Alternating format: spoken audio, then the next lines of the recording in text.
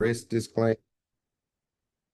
Take a look at the disclaimer. Just remember any trades you take out of this off this session is just my opinion, just of what I think will happen to the market. If you I won't necessarily be sending out any trades, but I appreciate you guys for getting on. So welcome to the weekly outlook for uh February the 15th. It's Sunday. We got a holiday coming up. So that's enough of that. We'll go ahead and stop the share or flip screens right quick. This week, just remember, like I said, we got a holiday coming up. We have FOMC this week as well. We will have a couple things that go over the charts. Going to be nice this week. So just look for some good setups overall. So starting with the news this week, let's pull up the Forex Factory. We had core CPI come in last week. We had unemployment claim come in worse than we expected. We had a we got tore up to the downside this past week, but you know, you know how we do. We know how to make money both sides. If you guys are in my personal chat, a couple of you guys are. We all took some nice wins this week going into the market. So we'll see. And like I said, we got to remember Monday's a bank holiday. So if you do trade, just remember that there won't probably be a lot of volatility in the market. So we'll just have to take our time and picking out decent trades. So we're just not just trading anything. And then on Tuesday, we got a light day on Tuesday. It looks like we got Empire State Manufacturing Index numbers coming. The previous was 7.7. We got the forecast of 8.5. Then on Wednesday, we got durable goods. That's one to pay attention to. It's an orange folder, but I would still pay attention to that one. Building permits, just like housing numbers came in last week. I would also pay attention to building permits as well, going into Wednesday. Then we got FOMC on Tuesday. So that's the building permits, and I just noticed housing starts as well. So those two both will need to be something to consider. This is stating that they're going to be issuing November data. So this is old data, but we still want to keep an eye out on that because we had the housing numbers that came out last week actually played a big part into a lot of the drop that we had last week. So again, FOMC minutes on Wednesday. Then we got unemployment claims and Philly Fed index on Thursday at 8:30. So pay attention to those numbers. We came in uh, our numbers from last week. They came in higher than what the expectations were. Again, another reason for the drop. This the previous was 227. The forecast is 229. So we'll see if how that number comes in. Pending home sales, another one we want to pay attention to. It's an orange folder. I honestly think it should be a red folder. And then we got crude oil inventories. Again, the oil inventories haven't been that broad of a headline of late, but keep an eye out on that. Then we got PCE at 8:30 on Friday. That's the Fed's preferred inflation number. And then we got advanced GDP price index, and personal spending.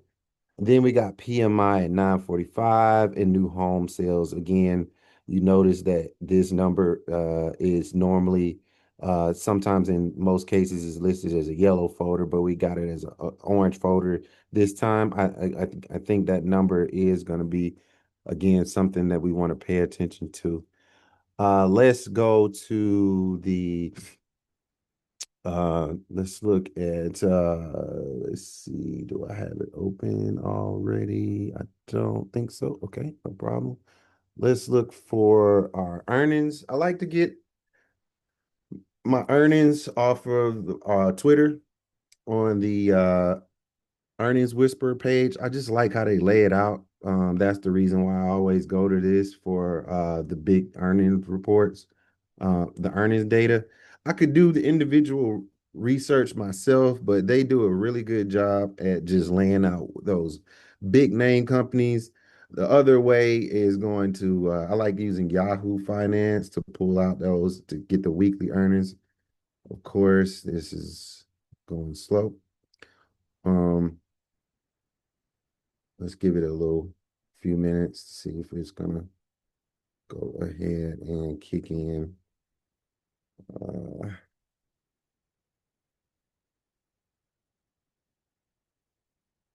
see. Yeah, here we go. Yeah, I'm just trying to hold on for like another week or two so that I can order my laptop. But even then, it's gonna take the laptop I'm gonna get is it's gonna take about a month to get to me. So this is I'm just trying to hold out until. All right, so here is our latest on the earnings report. Um, we have light numbers on Monday, a couple companies. Tuesday, no big names on Tuesday. Same thing for Wednesday, no huge names. Nothing, couple familiar names, but nothing that's gonna move markets. We got Walmart. Walmart is one that's going to give out some insight into the retail side, retail numbers, and not a lot not a lot of numbers coming out this week. So I think we're at the end of most companies reporting their Q4 earnings. So Q1 earnings. So sorry, I said Q4 the first time, but I think we were at the end of those numbers coming up. So we should start getting data for we'll be starting to look for data on the current year. And let's see, like Wednesday we got DoorDash, Wayfair, Sprouts on Thursday, nothing big on Friday. So uh yeah, it doesn't look like we have to worry about too much on the earnings side. If we get anything, it'll be some, you know, headline news, but overall, it looks like nothing big on that front. Now, we can go over to the charts, and just covering. For the most part, we are actually in a huge range in most cases, even though we did make some huge moves out of those outside of those ranges, we are generally still in a range. It's just a range that has expanded, right? So here's dollar. On dollar, last week, our week opened up right around the middle of the lower quadrant. That's this daily fair value gap. The week opened up around the midpoint. We traded up into the right below the upper half of the upper quadrant, right around 98. And we rejected that. Sold off for the week, pushed down, made our weekly low, and then we went into a range, a small hourly range. So what we're going to probably need to look out for is we're kind of 50-50 inside of this small range where I'm referring to this previous day high here and our previous week low here. We're right around the midpoint of that smaller range, right? So we'll need to see which high or low they want to take out first.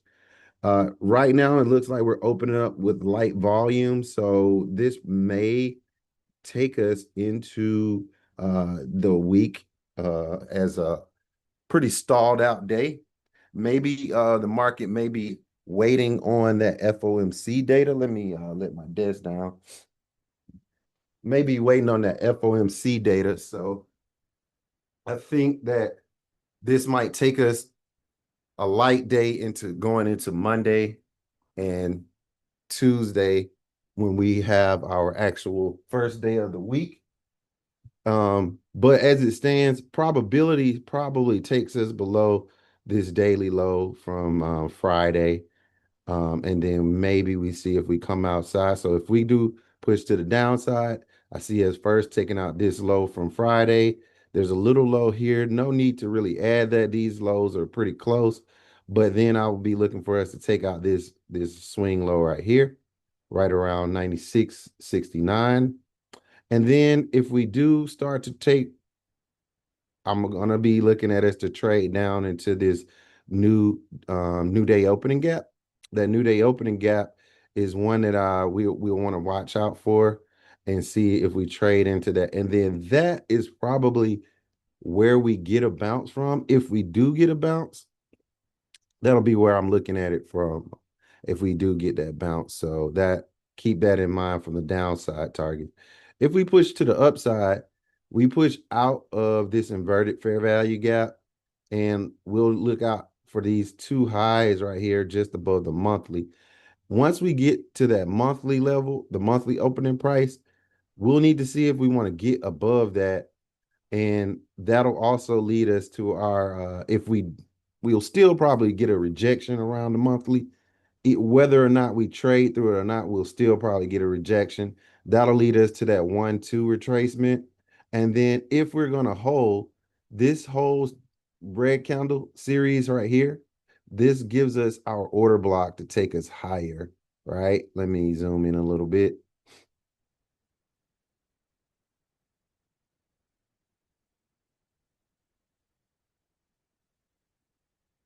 So this gives us, if we get above this series of candles right here, this creates the order block on the 1 hour that'll give us the move that we need to trade higher. So that should line us with our 1-2 should line us up for the 2-3 move, because once we get above these highs, and if we decide we want to hold and maybe we retrace, we should not trade back through this candle unless the move is going to get reversed. This down series right here. And we'll know if this is going to act as an order block once we get above that. And then that'll give us our 2-3. And then if we get the 2-3, we should see the one get taken out and this previous day high. And you should see us start to hold above the monthly if the move is to go higher. If we can't, that brings us to our 3 high. That 3 high puts us at the low of the daily fair value gap that we've already rejected from. So if we get to this point and we start to see rejections, it's due to us trading back into this daily fair value gap. And it's either going to give us the 3-4 rejection and we hold in the area that we just traded from, and then we get our 4-5 move to the high to make a new high, or that starts the sell off to the downside. So these are my two likely possibilities going into next week. I don't have a preference right now. I think that we've had a weak dollar of the last couple weeks, so I'm not sure if we're breaking that trend. Even if we do have a stronger week, I think we are higher probability to go ahead and push to the downside, or either we just range. So let me go ahead and drop this chart. How's everybody doing tonight? How did everybody do last week? How did you guys do this week? I don't know who's on the call right now because I'm running this on one screen. So, How everything going, Corey? hey, what's And going on, everybody Chris? going on? How everything going? How'd you do? You trade last week? I did some on paper trade. Okay, okay, I kind of, I kind of broke even on that $100,000 account. So I was okay. good on that. Yeah, All right. The break even week is a good week too. yeah. Let me see who we got on here. Hey Corey, hey What's everybody. up, Trees? What's going on, Trees? I I'm already doing know good. you was doing. I know how you was doing already. Yeah, I had to recoup myself on Friday. I shouldn't have jumped in those trades. It was just like you said, just ranging. Yeah, But I yeah, was still yeah. able to get a nice move off Yeah. and made an extra 100. So That's I what I was was good about to there. say. That's what I was about to say. You told me you did good on that. Yeah, I had got in for the buy too soon. So I was Gotcha. losing money. And so Yeah. then I jumped out thinking that it was gonna sell. And then I should have just stayed in it. And so I had to redeem myself. Yeah. Friday was a little choppy. Yeah, it Um, was. it, I it hate to trade those. Yeah, it was like you know, I think we both were looking for upside move, but just the way that the move set up on the anything below the 1 hour was it was not a good entry that was given. Like you had to probably take that from the 1 hour and just hold it, because Yeah. but by the time it really like panned out, it was after like 1 p.m. on a Yep. Friday. So I personally don't like trading 1 p.m. after Friday. So, you know, if you one of those people that will trade all the way up to 4 o'clock on Friday, I commend you. I'm not that guy, but hey, if more power to you, you know. Nah, Um, I traded and got out. Good, good, good. It was an ugly move up, man. It was ugly. It It was was. ugly. Yeah. Uh, let's see. Elaine, what's going on? Anna, Hello, my, sir. How are you? How is everybody? what's up, Mini Me? What's going on? All good, all good. Yeah, yeah. Mm-hmm. Um, I already know what you did this week. Mm-hmm. Yeah. Hey Corey, hey everybody. Hey, Hi. Elaine, what's going on, man? I paper traded last week and I decided that I'm going to open up a new account this week. And I Okay. saw in the chat I got some catching up to do. There's a promotion going on with Top Step. Yeah, Top Step doing 30% off right now. I Okay. think Jason might have posted it. Uh, Mm-hmm. but I will likely I can find it too. But if you go to their page, it's right on there. Um, Yeah. Top I was Step looking is into that. Top Step doing a sale for uh I think it's 30%, and I think the code is saved now, but I'll have to check one more time. Now, Corey, is Top Step who you use to copy your trades as well? Well, TopStep offers a native copier within their own platform. So if you just get your account on their TopStep X platform, you can do the trade copying from there. The code is climb higher and it's 30% off. Climb higher, all caps. And you can do Okay. it expires on the 20th, and you can get up to 5 accounts of any size. Okay. Yeah. So, um, but right now all of my accounts are through Apex. So, Do you like I'm them better? I don't have a preference yet. I Okay. like Apex simply because you can get 20 accounts.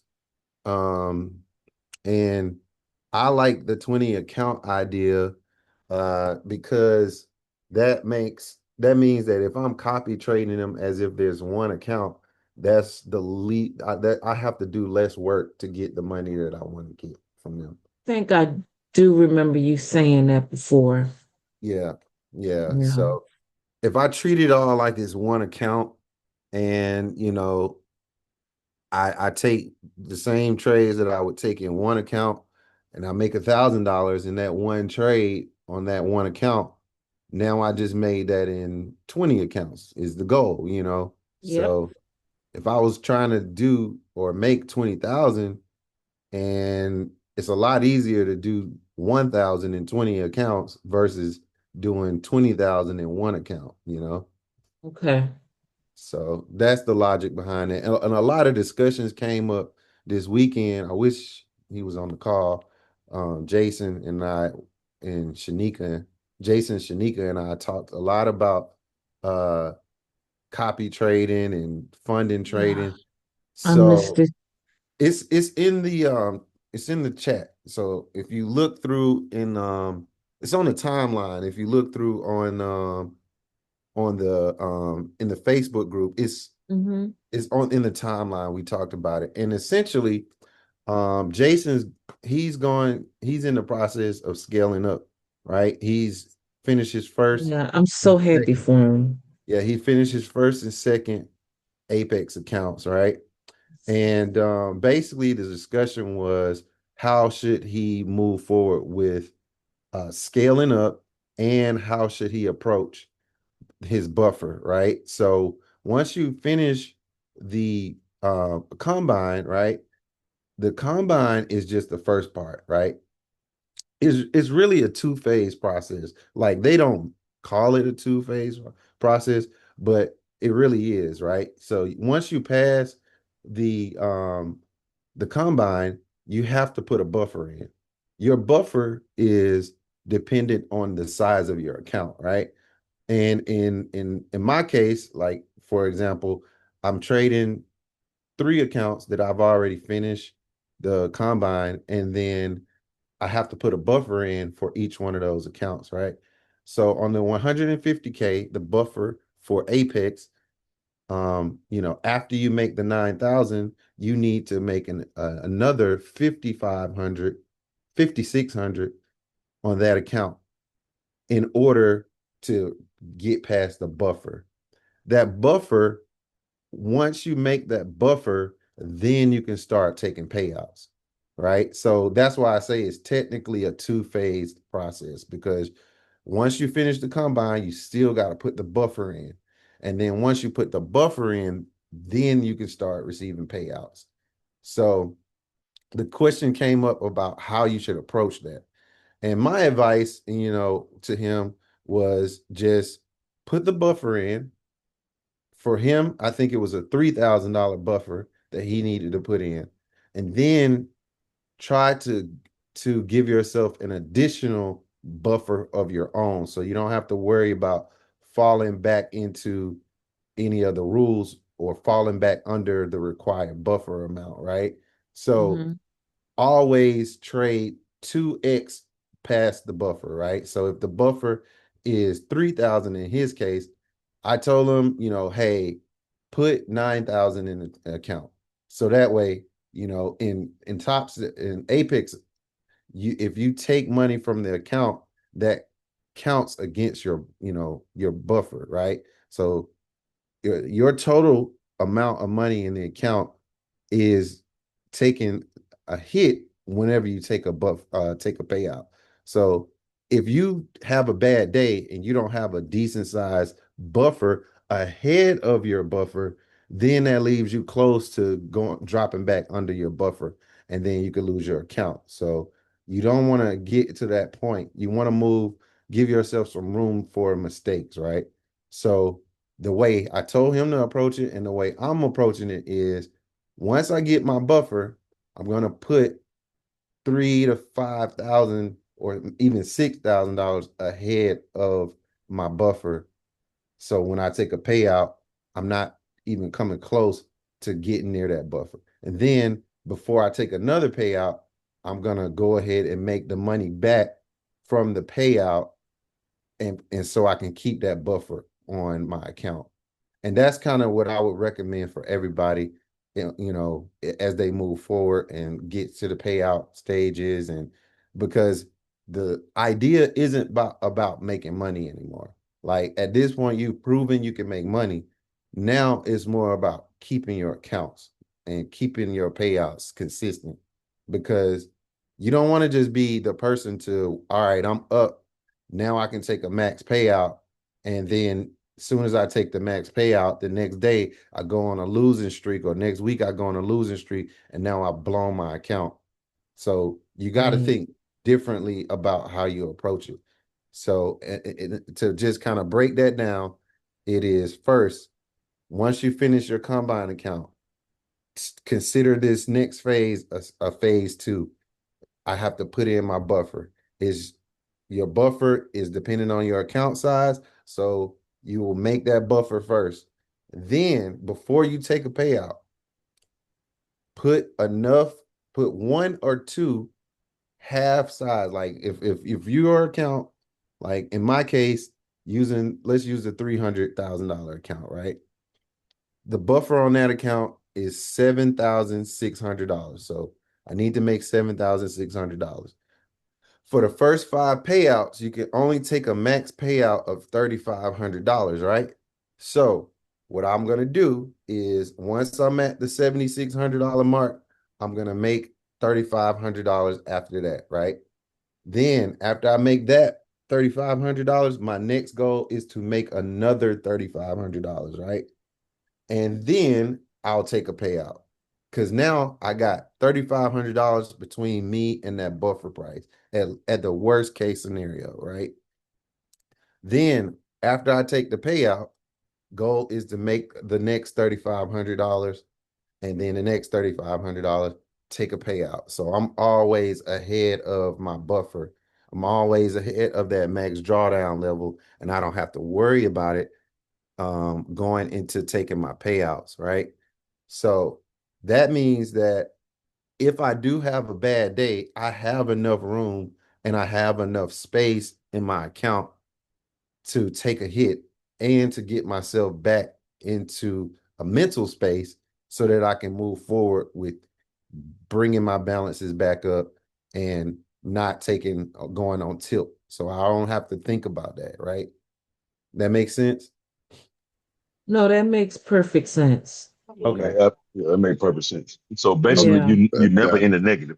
Never in a negative. I'm Right. never in a negative, even taking payouts. And it works that way. And you want to think like, was that? Was it? I thought I heard somebody. Okay. But you want to think like that because you got to change your thought process. Because again, it's not about making the money now. It's keeping the accounts to take out as many payouts as you can. So Core, Because yeah. so your mindset is all right, the 20,000, Uh-huh. then 10,000, then anything after that is 3,500. Because you got to make $20,000 for the entire account to get that account to Right. a PA account. To You get gotta the make PA account. you gotta make 20. 7,600. You gotta make 7,600 after 8 days Mhm. in that PA account. Then it becomes active. After you do that, you said go 35 Mhm. more. That's about 10 plus, right? And About then you're 10 gonna do plus. another 3. Mhm. You're gonna do another 35. Just that's 1,300. I mean 13,000. Okay. 13,000. Yep. All Yep. right. That puts you in a place where I can take a payout and I'm nowhere near my drawdown level. And then when I take the payout, the next goal after that is I'm trying to put another 3,500 at least at minimum, right? If I can do more, I'm gonna do more. But my main goal is to replace what I just took out, right? Mhm. And Because you also did a lifetime for those PAs, right? yeah, lifetime. And the lifetime is you pay one-time fee. After Yes, you sir. get past the combine, you pay a one-time fee. And then the one-time fee, it says on there that after 10 years, you get billed a 1 cent after that every year, right? But it's the one-time fee. You pay that fee, and then they give you the new account, your performance account, and that performance account is where you're going to use to make your money, right? And you just got to get your buffer after that. That's why I consider it a two-phase process, because your initial phase, and I'm going to be honest, everybody need to be getting a $300,000 account. That's just my opinion. Like, I know it's difficult to kind To of, start off with, not to start off with, but once you feel comfortable, your goal should be to move up to that account. Once you're okay. comfortable. I'm not saying Okay. that you need to just go ahead out the gate and start that process out. But once you get comfortable, I want you all to be starting to think like, all right, I need to get the $300,000 account, right? And I say that not because I'm trying to put pressure on y'all, but I'm just saying that the larger account, the less effort of work to make the money that you really want to make, right? And it's a difference to say that I'm making 1% on a 50K account versus a $300,000 account, right? And if But you always think about that concept, because y'all taking the same trades that you would take in this account and don't even realize that. If you, go ahead, Wale. but that's if you stagger 'em, right? So we already talked about this. I have two now. That's Right, in the PA, right? right. I'm going to eventually have 3 or 4 Mm-hmm. that are going to be going at the same time. I'm not Mm-hmm. greedy. I just want my money every 2 weeks. Right. So I'm alternating after I make the 13. I'm Mm-hmm. alternating. 1 week I got 30, 35, and I'm good on that one. And then the other week I'm gonna be, getting a payout. I'm gonna get a payout on week 1. Trade, trade, trade, trade, trade. Trade to week 2. Trade, trade, trade. Week 3, I get another payout, and I'm just rotating every month. So every That month, each one gives me 2 payouts, that's essentially. cool.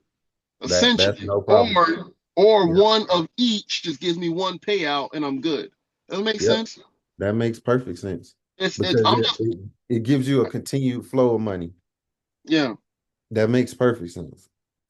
And that is definitely that's probably like option 2, right? Option A, again, I for me, I take your take your lump sums, right? And it's just however you decide you want to manage it. But essentially, the primary thing is the more accounts that you are managing, the less effort, right? And I want y'all to get to like a semi-professional mindset, right? Where you're not really looking at the account size anymore, right? You're considering everything you're doing as a whole. Like you're a profile manager, right? You're a portfolio manager at this point. Once you get to that second, third, fourth prop account, your portfolio manager at this point, right? You're an analyst, you're an advisor at a company at this point because the way your decisions have to move, you have to make decisions as if you're managing a company's money, right? It's not just one account, it's just one account, and these decisions are how you would be making them if you were a portfolio manager, right? I may do 2 accounts, I may trade those one different way, one way, but overall the goal is to make your gradual increases, right?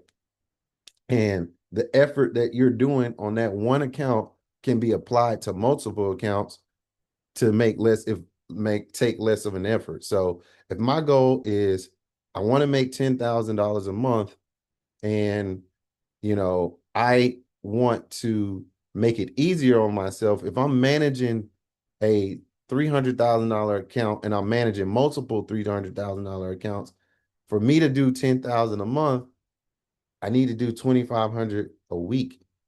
And if I'm doing that in multiple accounts, it's easier, because if I'm trading 5 days a week and I'm making $500 in each one of those accounts, that's my goal, right? Versus again, I'm trading one account and I'm trying to make $10,000 in that one account. It's a less effort of work to do it in those accounts. And yes, you may take a larger hit in those multiple accounts. From a technical standpoint, technically, if I lose 1,000 in each one of those accounts that I'm managing, I am overall taking a larger loss. But if you trade and you consider how you're trading in a mindset where I am approaching this from a portfolio management aspect, then you're telling yourself, okay, I lost $1,000 trade in this one account. My goal moving forward is to make that back, and I'm going to do that in a way that I'm not going to over leverage. I'm not going to go on tilt, and I'm just going to manage it as if I'm managing it from a single account. That makes sense? Yeah, Yes, it does. That makes sense. So I don't think I ever told you this, but I want for tax reasons too. I know we talked about taking out, but the two that I have, I'll be using that one as, residual and one as wealth. Yeah. And the other two accounts, I'm just going to get them to a certain amount and hold it for the year. If I have to take it out at the end of the year, but that's because they require me to, okay. But I'm trying not to pay capital gains.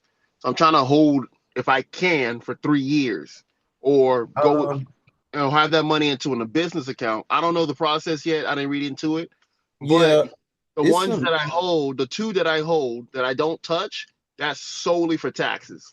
don't do that. I wouldn't recommend that. And I say that because you can get around capital gains tax in a lot of different ways other than holding money in that account. You can buy property. If you buy property, they can't tax you on that. And buying property is still yours, right? So, or you can do some other ways. You can do something like do some investments, or you can open a charitable fund and put that money in a charitable, in a nonprofit organization.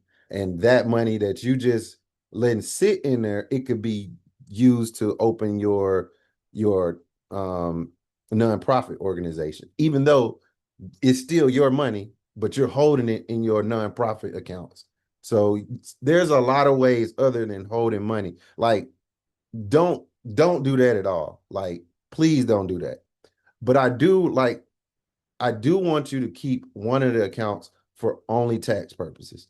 And the way that will keep you from worrying about your taxes later in the year. You just use that money in that account to only pay taxes for the rest of your accounts, right? And then after that, you I can help you get an accountant. I can that they do accounting all over the US, and then we can work on like how they can help all of us do some beat the taxes. And I know these guys, they've been doing my taxes, and they're an actual accounting firm. So it's not just like some people that just do taxes. They know about day trade taxes and all that stuff and how to get around those guys. So don't do the stack. Don't hold the money in there. Do something with it, right? Either you go in investment property, you open a nonprofit organization, or you come up with some write-offs, right? You come up with some write-offs, right? You go through you do a business, you put that towards a business, you put that towards nonprofit. It's a lot of ways that you can use that money and it not just be sitting in there, right? And then like I said, the other account, you do keep another account in hand and only use that for that profit for paying your taxes ahead of time. When I was full-time trading, that's how I had stuff set up, right? I had one account, take my money, the other account, pay my taxes, other account, do whatever I want to do in an account. The other account was a YOLO account where I would just do, if I felt impulsive that day, I would just do something, whatever I want in that account, like, and not have to feel bad about me taking a big trade or a big loss or going on tilt and all that stuff, right? So that's just how I think that, that set up. And then for me going into my 20 account setup, it is for me, first couple of accounts is for my bills, my regular bills. My next account is for my taxes. My next account is for my nonprofit. The next account is for my business ventures. The other accounts are for taking care of family and friends. The other accounts are for maybe just specifically for the nonprofit organization. Like that's the way I'm approaching this time of being funded. This is And being recorded, right? this is being recorded. Yep. Okay. This is being recorded. And it's just looking at things from a broader perspective, right? And I think that we have to take these kind of steps because at this point, we know what we're doing, right? I trust that majority of you guys on this call are almost or nearing this point as well. And what I want to see from everybody going forward is I want to see us really, really looking at it as if we're portfolio managers, as if we are working for you know, for the ARC firm, you know, or for Buffett, you know, like this is how I want y'all to look at this now going forward, right? Then, okay, after you made a certain amount of money in your accounts, whatever that is for you guys, now we're moving that money from our accounts, our prop accounts, into our live trading accounts, right? We're gonna fund our own live accounts, right? That's the next phase.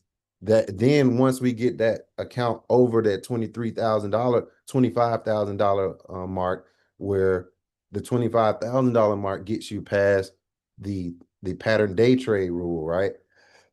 Where you can only do 3 day trades in a week. You're past that at 25K. Once I see y'all at after that 25K mark, we can start going into our swing trade motion, right? Where we taking the money that we making off of our futures and our prop account, and then we putting them into safer investments, right? Where we're doing more option plays, we're doing more stock plays, and we're holding for 3 to 6 or 6 to 18 months on our trades. And we're making money off of the money that we never had out of our own pockets, right? So that's where I'm trying to get. That's where if it's my vision for myself and you all is for us to start with our prop firm, get funded, right? Pass our prop accounts. Next step, get past this second phase, right?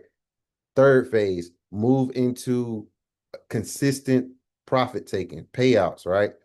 I'm sorry, there's a 3.5 phase, 3.5 phase is get your buffer and then get your I guess we would call our secondary buffer. That's where a couple people are right now. I would say Wale, Jason, and myself, we're at 3.5, right? We're past we passed 1, 2, and 3, and now we're going into the 3.5 phase, right? And then your 4.0 phase is start taking your payouts. Start taking your payouts, right? You can take the first 5 payouts, they max you out at those payouts.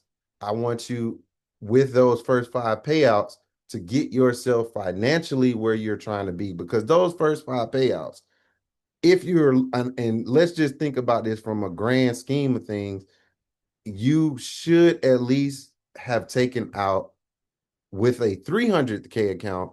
Those first 5 payouts put you at $3,500 each, right? $3,500 each on those first 5 payout will give you a good amount of money to have pulled out, right?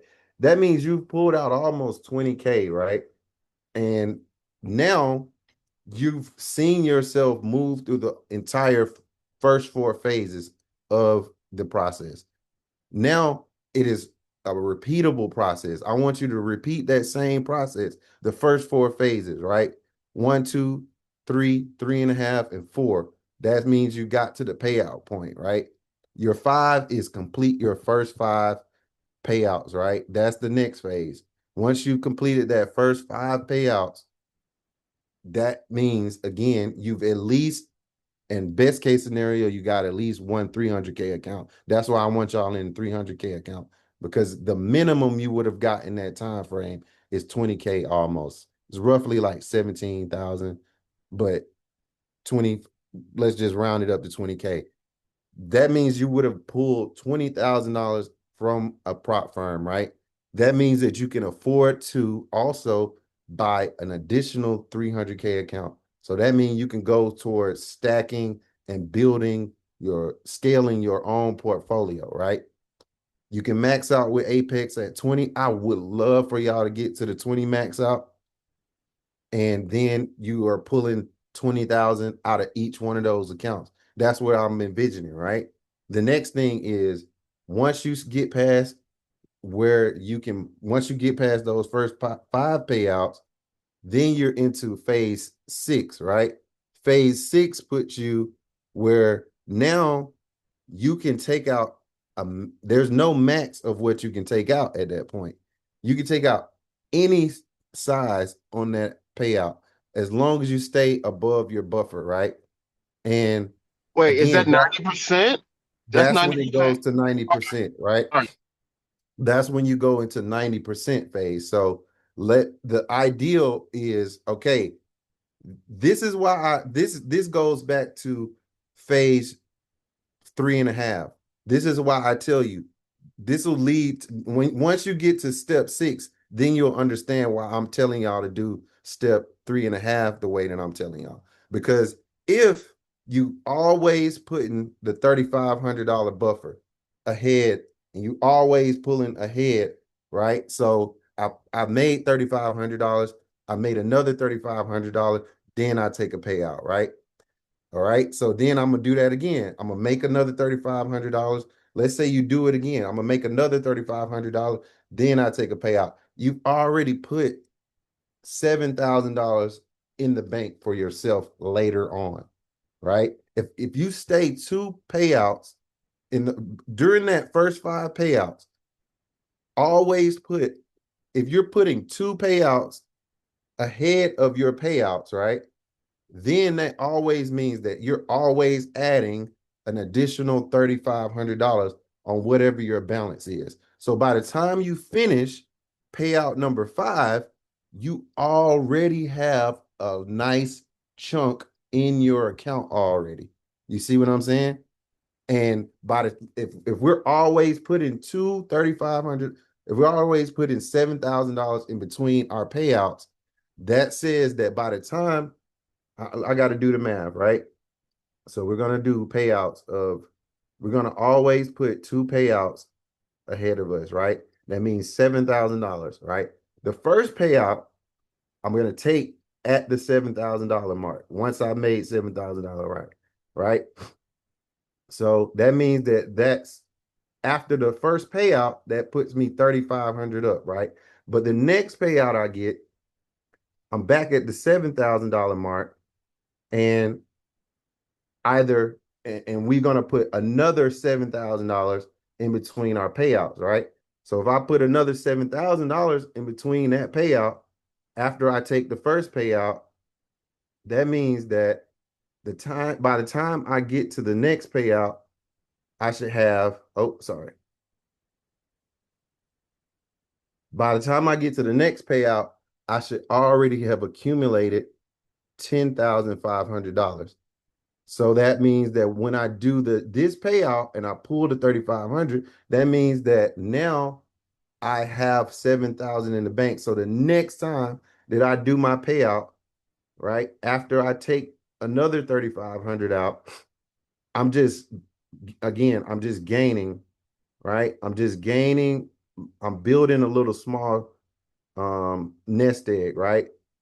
It'll pull me back down to 7,000, right? So by the time I pull out a third, if I'm doing 2 payouts if I'm doing 2 $3,500, I'm sorry, I probably need to get this written down, but let's look at it on the screen. Let's just put it here. All right. So let's say 7,600 is our buffer, right? You're going to make the $7,600, right? Then you're going to put $3,500 on top of the buffer. And this is like secondary buffer, right? Then you're going to put another $3,500 on top of that, right? And once you put this second $3,500 on top of your initial buffer, right? That's going to put your balance. I'm sorry. That's going to put your balance hold on. at 14,600, right? This is when I want you to take your payout. Payout 1.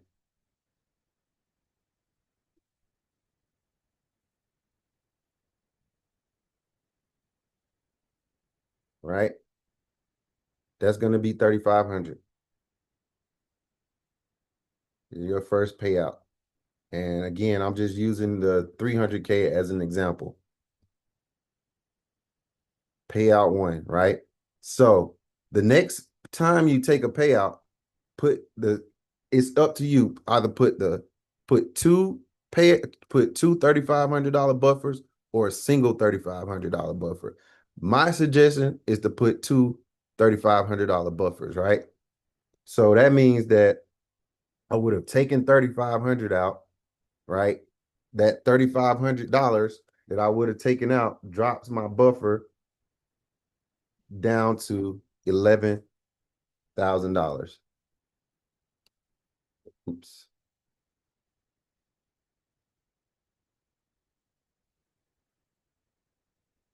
My buffer now is $11,100.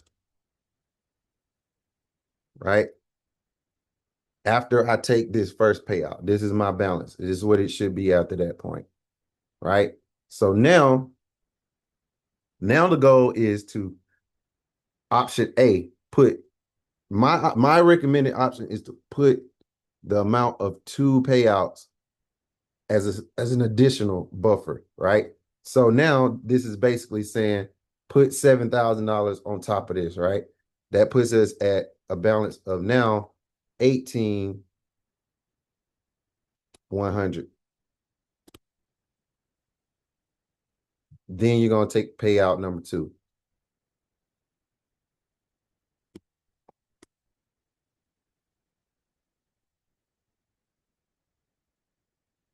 Your payout at that point again is max I can take is $3,500, right?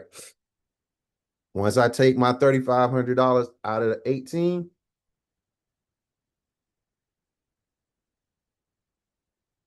that put my balance at 14,600. And you see what you're doing gradually, right? You're gradually building your account. At the same time you're scaling it, you're building your little buffer, right? So now I'm gonna put another, after I take that balance out, right? I'm gonna put another 7 on top of that. That's 2 payouts, right? After I take my payout, I'm gonna put another 7,000 on top of that, right? Now my balance is 21,600. After, hold on, let me annotate that. So this is my, I don't know what you want to call it, but we're gonna put 7 on top of that. That's the amount for the 2 payouts, right? This will put my balance at that point at 21,600. Right? Once I'm at 21,600, that I made my 2, I've accrued the amount of 2 new payouts, right? Then I'm gonna take another payout. This payout number 3. That's $3,500 I'm paying myself. Right? My balance after the payout is 1801 again, right?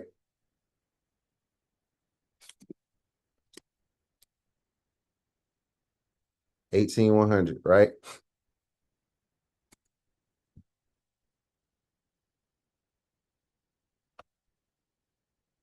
We're gonna put our 7,000 back on top of that again. Now we at payout number 4.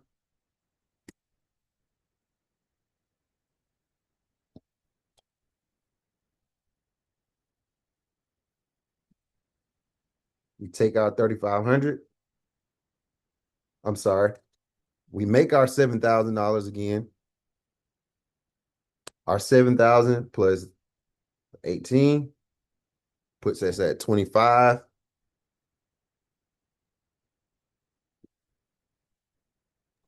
Hey, 100. Corey, I'm driving. Are you making 1,700? So double, or are you making 3,500 each time? Doubling the 35. So we putting 7,000 on top of it. You can do it a single as well. You don't have to do 7,000. This is just how I would recommend. That way, again, I'm always ahead of the curve. Plus, I'm scaling my account at the same time. So once I'm at 25 and I take my 35 out, I'm at 21,600. Right? I'm gonna make this is payout number 4 at this point.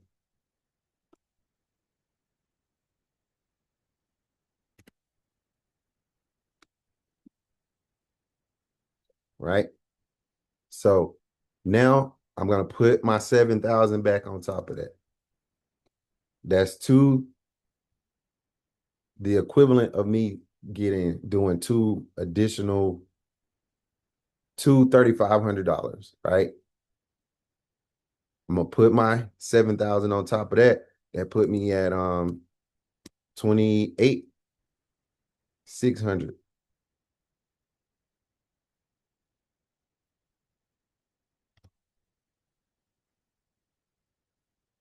Right? Now I'm taking payout number 5. This is my last payout at this point. Right? Now at payout 5, I take my 35 out of this. Right?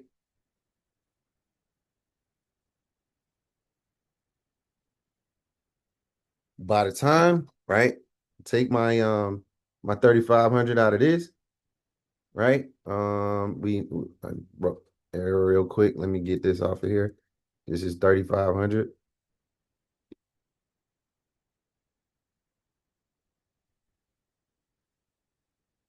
Right? This 3,500 again, this payout number 5. Right? I take my payout. When I take my payout, this is my balance by the time I take my payout. And this is why I wanted you to see it like this, right? Because by the time you get to the point where you are able to take a max payout and you don't have a max payout number no more, let me pull this over a little bit. By the time you get to the point where you can take more than the $3,500 balance, look at the number you can take out of the account now. Right? By the time you get to the point where now all I got to do, I can take out $15,000 and I'm nowhere near my drawdown bonus, right? So now, once you at this point, I can do a $10,000 withdrawal in this account, and I'm still way ahead of my initial buffer. I'm still ahead of the secondary buffer, and now that kind of withdrawal is a whole lot different from a $3,500 withdrawal in each one of the accounts. So we scaled the account at the same time we took money from the account. And this, like I said, so by the time you get to by the time you get to the last withdrawal, right? Let's just say you had one 300K account, right? At the end of the 5th payout, that means you pulled out nearly 20,000, right? Then in your as soon as you get to the 5th account, the 5th payout, you're able to pull out a 10K or 15K if you want to out of this same account. And all you're doing is giving them the 90%, giving them the 10% of it. So if you pull out 10K, that means you can pull out another, You've already got paid almost 20,000 from them. I'm taking another 9,000 from them in just one payout. So at the same time you've taken payouts and you scale your account at the same time. What's up, Kari? Got your hand up.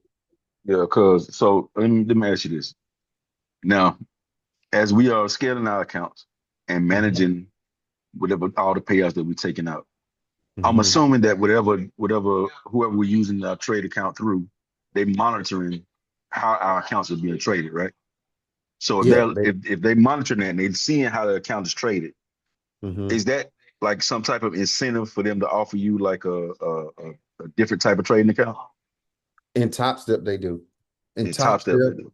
yeah, in Top Step, the difference between Apex and Top Step is their PA accounts that Apex have are XFA accounts.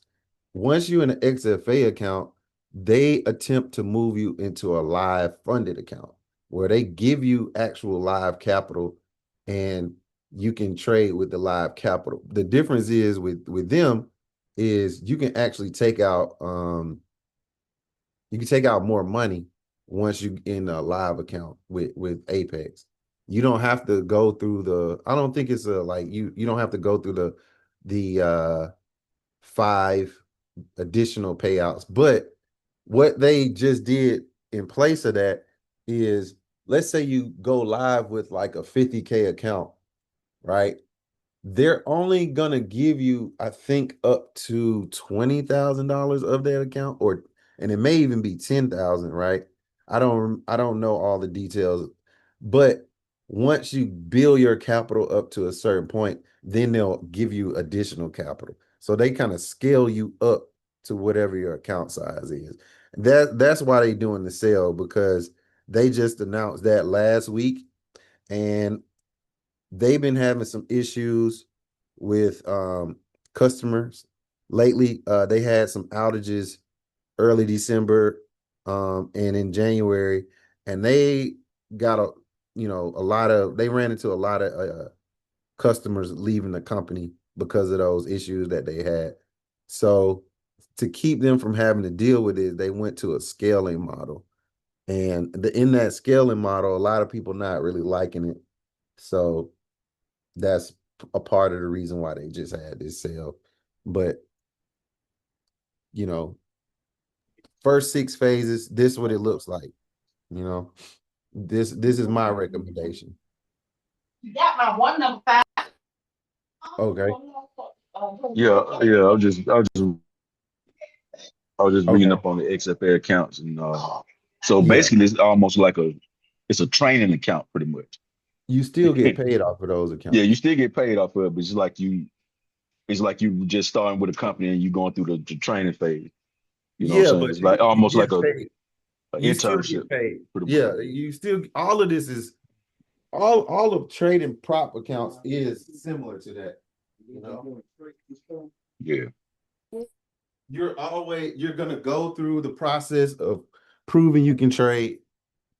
Once you get past the process of proving you can trade in the combine or the combine account, then you move over to the performance account. And your performance account in Apex and your XFA account in Top Step is pretty much serve the same purpose. Now that you've proven that you can complete the first phase, you go into the second phase, and then you can start pulling money. Once you can start pulling money, then in Apex, they just let you keep trading in the performance accounts.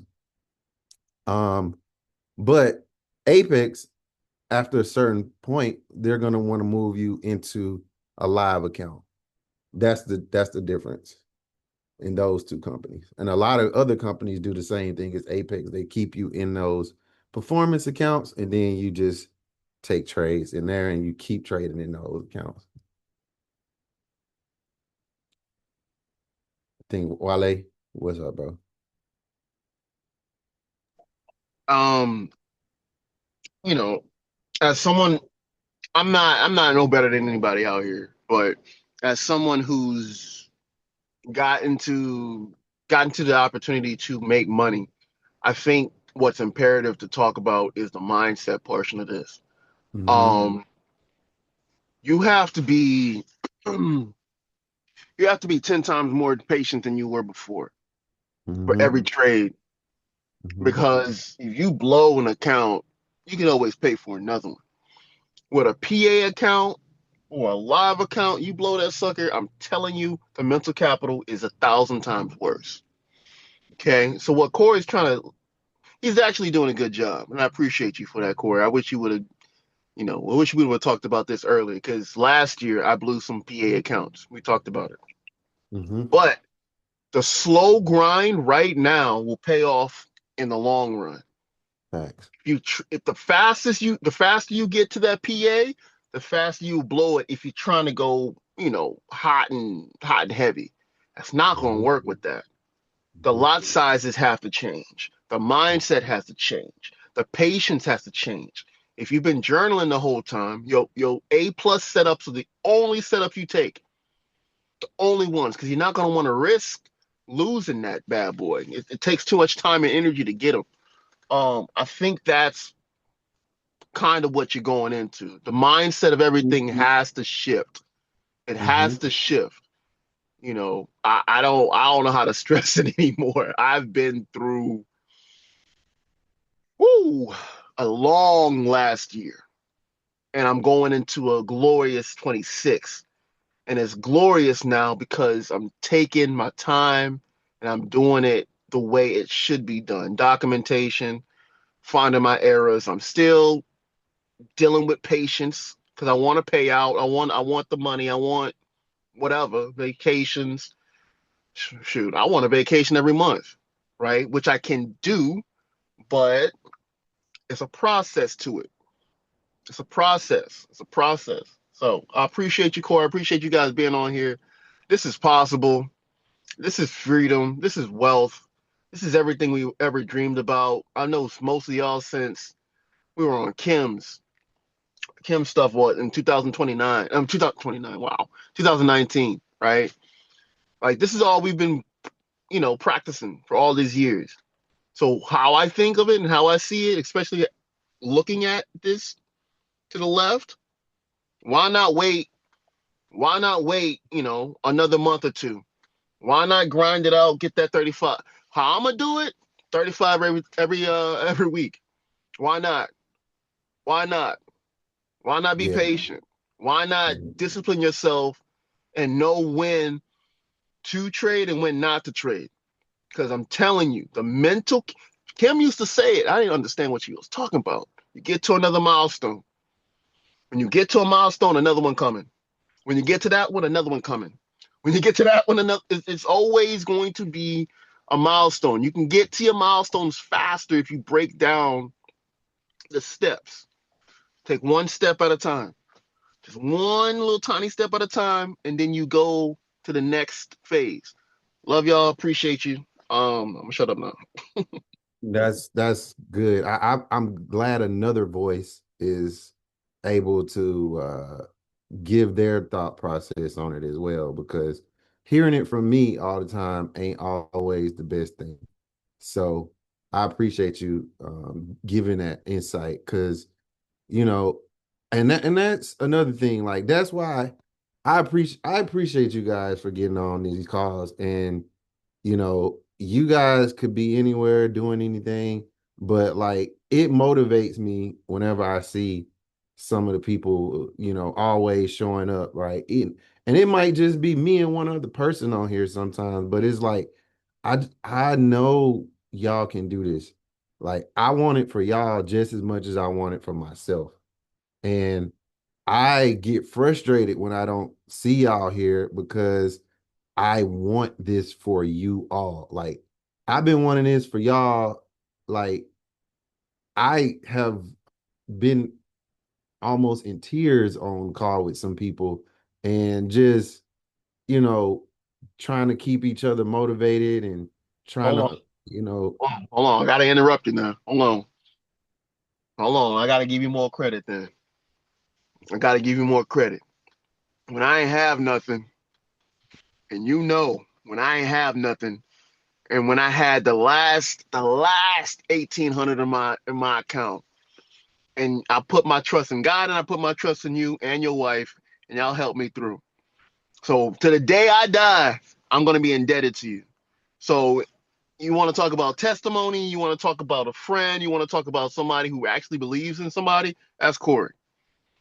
I Corey has never appreciate it. charged me a dime. And I know I have bothered this man's soul. I know. I know I've bothered his wife. Who is that? Wale? All right, Wale. I'm gonna let this slide. It can be 9 o'clock at night. Hey, look at this trade. Hey, what do you think about this? What do you think about that? Hey, I really need this trade to go through. What do you think about it? Corey's always been there.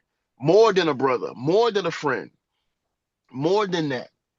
You want the truth? Ask Corey. You don't want the truth? You may want to keep that to yourself because he don't tell you the honest to God truth.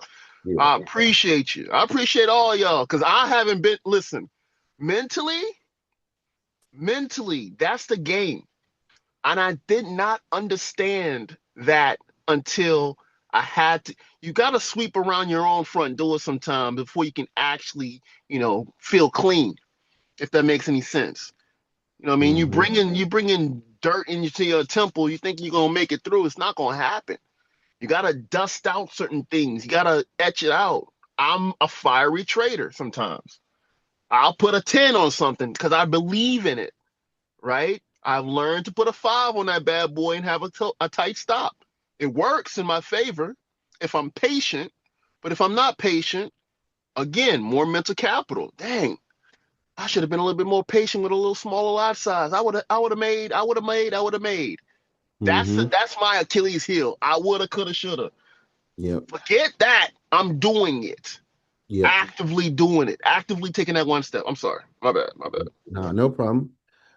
So in speaking of patience, right?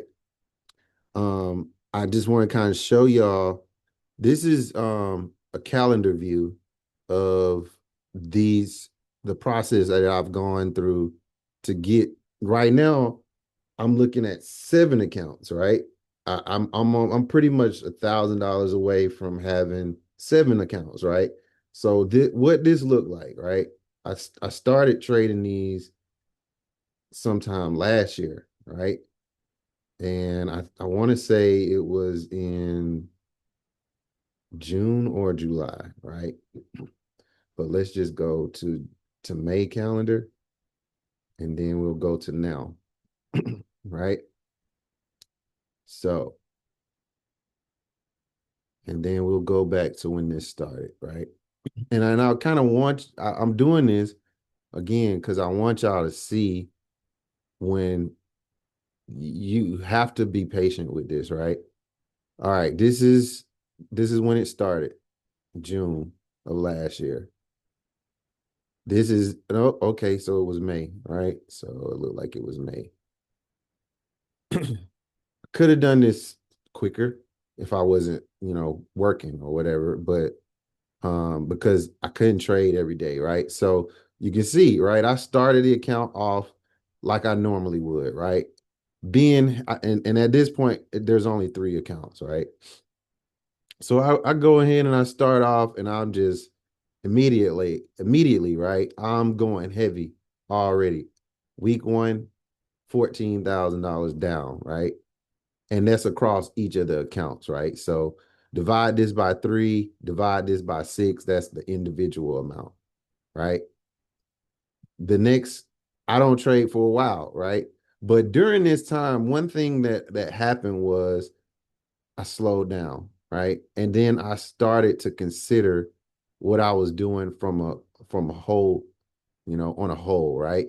I still took some losses going in, and I'll show you where you can see the shift, right? So May, I was down for May. June, I was started off June pretty far down. And then second week of June, we started to see our equity curve turn up, right?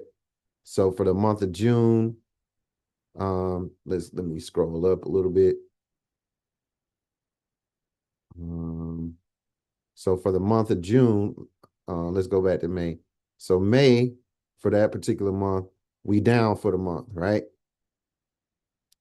We took a win rate into that month, 40% win rate. And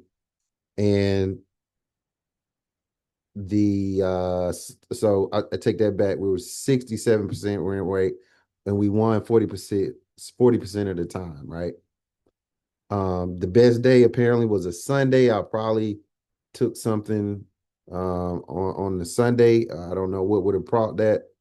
But then we go into June, right? We go into June, we still haven't brought in, and mentally, at this point, mentally, I'm still not following rules. You can see that I still haven't like started to implement the strategies that I've been, showing you guys, and still being disciplined with following my own strategy, right? So we close out the month up, but barely, right? Barely up. So we dug into the 14,000 that we were down for that month. But then we go into July. During this period, I can't trade a lot. So I'm working on mental during this month, right? During this month, I'm like going back over trades, really, really going into mindset stuff, really considering those aspects. And I do take one trade. I do good that week, but then I break some rules going into the end of the month, right? Here is the shift. So all the work that I did in like June, July, we start to see a shift in August, right? So I'm going into August already down from last month. Again, I'm still going into August, second week, took some craziness, right? The shift happened around this time frame. And I know it did because, again, in June and July, I took some hits, and then I dove back into the thought process of let me get my mind together, right? I know what I'm doing. I know what I'm seeing. I know that I'm having a difficult time at work at this point. I'm on a huge project and I'm taking on a heavy load. So I'm going to be very, very, very critical on what trades I take, right? That's when this shift happened, right? So I go into third week of August.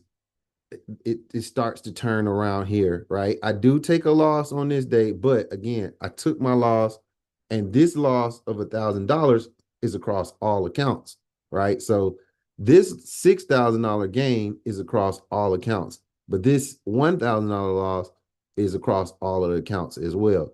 I only can trade one day that week, right? Same thing over here. I can only trade one day this week, but overall, I still end up at break even on this week, right? Then we go into September, and you'll start to see the numbers shift, right? All right, September. Again, I can't trade a lot, but I do get a setup on the day I can trade, right? So these accounts are not accounts that I'm just pressing the gas on, right? You can see I'm going some weeks I can't even trade, can't even take a trade, right? At this point, I can only trade on Monday, Thursday, and Friday because I'm in the office every day on Tuesday and Wednesday, right? Now we in October. Again, I stick strict to my rules, right? I don't see trades on Mondays that line up for this month for me. I see a trade first time that I'm trading in like 3 weeks. At this point, I see the trade, I take the trade. This is the trade. This particular day gave me the setup I was looking for. I go into Monday of this week. This week doesn't give me a trade on Monday. I can't trade Tuesday and Wednesday. I get what I need to see on this Thursday. This particular Friday, huge day on this week, right? Huge day. I see my setup, and I'm only taking that particular setup. and across all the 6 of the accounts. Because now at this point, you saw I was managing 3 accounts at one point. I go to from 3 accounts, then I go to 5 accounts, and then eventually I go to 6 accounts in this particular Apex broker. And now, again, going to next week, no trade on Monday, no trade on Tuesday, no trade on Thursday. Huge day on Thursday. I'm sorry, no trade on Wednesday, but huge day on Thursday, huge day on nice day on Friday. Going into November, still can't trade a lot, right? But here, going into the beginning of November, we got Thanksgiving, we got holidays, we got trips planned, right? I'm still, the patience is what I'm trying to really get y'all to see, right? We have a random day that I can trade on a Tuesday. I don't even know how this happened. I must have been able to work from home that day, right? Hey, But Corey, I'm sorry Mhm. to cut you off. I got a question, and I'm driving. So Mhm. the day I need to know the mental from the days you're down. Like, how are you getting back to BE? Like, I want to hear. Okay, I'm down this day. How do I get back to BE? What steps do you Right, take? Go? right. Do you go half lot? Do you go? Do you balls to the wall? What are you doing? That goes back to really trusting your system, right? And again, um, that's where you know what your A plus setups are. You got to do the research to see what setups are my A plus setups. I will scale back. If I've taken like multiple days and multiple hits, then I'm gonna scale back, right? I'm gonna take half size or quarter sizes at that point. But if I'm it, you have to evaluate the loss as that particular, only from that particular loss, right? If it's a loss where you broke your system and you traded outside of your system, then that's a loss where I know exactly why I lost, right? That I didn't wait for confirmation, right? The first loss I took in February, right? That loss was because I didn't wait for my last confirmation, right? My last confirmation is my 3 candle rejection, right? I got in on the second. I usually get on the third. If I wait for the third candle, I can see that at this particular trade that I wouldn't have been able to get into that trade because I didn't get the third candle. I only got this. I entered in advance on the second, and as soon as I got in on the second candle, it pushed up. It didn't give me my third candle, and I'll show y'all that too, right? Or if I took a loss and it's because I went on tilt, right? I went on tilt. I start adding, like, every time you take a loss, you need to evaluate the type of loss that you have. Is it a loss because I've done something emotionally wrong, or did I do something that was outside of my system? Or if this was neither of those and the market just did something completely different, right? Maybe some news broke out, maybe your internet went out and you were stuck in a trade and you lost the trade because you hadn't put a stop loss in yet, and it just pull you out of the trade, or you were in profit and you didn't get a chance to adjust your stop loss. That's when you have to start evaluating the types of losses you're taking, because every loss isn't a bad loss. Sometimes your losses are, it's something minor that you've done throughout your process of getting your trade, entering your trade, getting your setup, entering your trade, exiting the trade, moving your stop loss, getting your contract size is likely something within that process. And if I took a loss that was within my system and maybe I broke one rule, I don't even think about the loss as a loss because I know that I've already done the work ahead of time to keep this loss within boundaries of my normal loss exposure, right?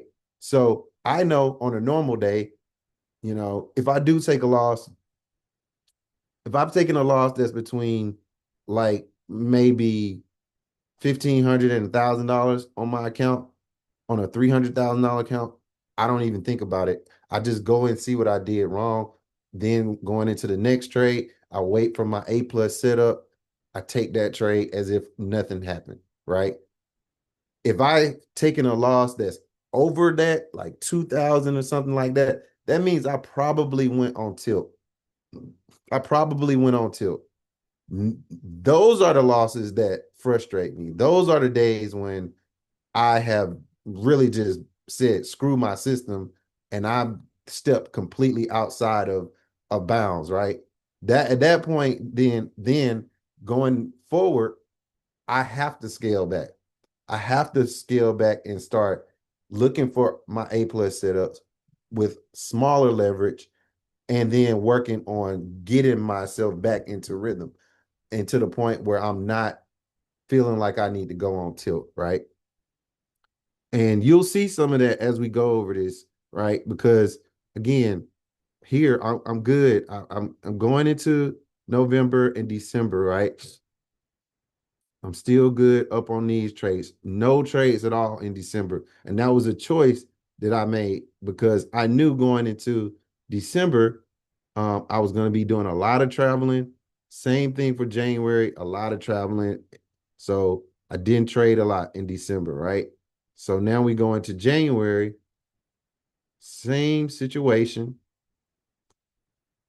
First trades in January, right?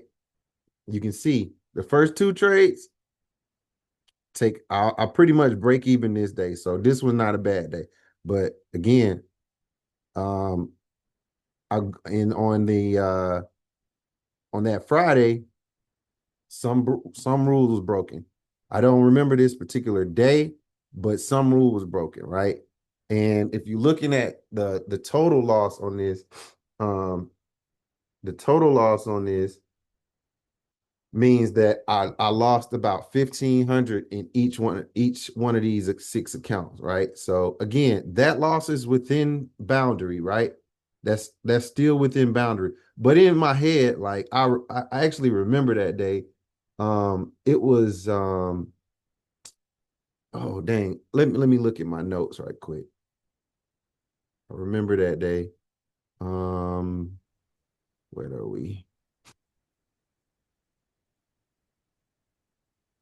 All right, I got a question while you're looking for that. And then Mhm. I gotta hop. I'm so mad, but I gotta hop off. This wealth tracker that you're showing us right now, is this a part of the app or is this something else that you downloaded to keep track of your trades?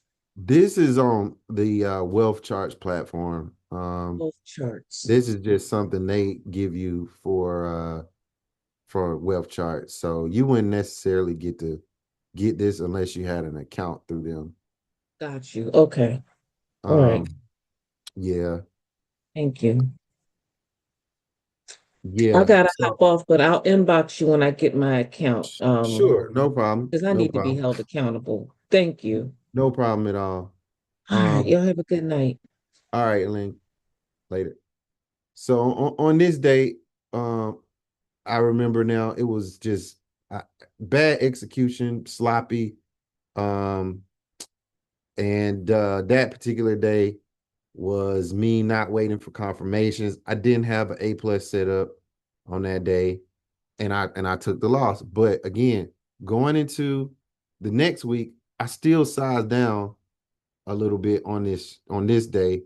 I think I still was doing breaking some rules, but I end up closing out with a winning day. But again, following through. I hit the goal here, and then going into February, that's when now you can see, okay, cool. Only looking for A plus setups, only looking for those setups. Even on this losing day over here on the 11th, I'm not I all the rules were followed. I just missed the last step on this. But this is just to go to show, like, don't try to rush. You got to be patient throughout this process. And you got to look at this from a longer term perspective. So that way you're able to compose yourself when you do take these losses, you do go on these losing streaks, and you know how to rectify the loss, right? So I hope this helped, man. I hope this is giving y'all some good insight on this. So No, this is really good. Thank y'all. So let me finish up the charts real quick. We stopped on gold. Gold also had a range that got expanded slightly. We took out this high last week and we set the high of the week for the previous week from last week right around 51.43. We're in a smaller range. Our low from last week is right here around 4,900. So we're stuck pretty much right at the middle of the range almost. And you can see we're sitting inside of this bearish fair value gap on the 1 hour. And at this point, if we are to trade higher, we're going to be aiming for this high. So our 0 to 1 should take us above these little short-term highs right here. And then we should take out the next week high, or the last week's high, right? That puts us above this fair value gap, this larger fair value gap from the daily. Let me expand this a bit. Let's put this at 366. Actually, let's go ahead and bring it out a little more.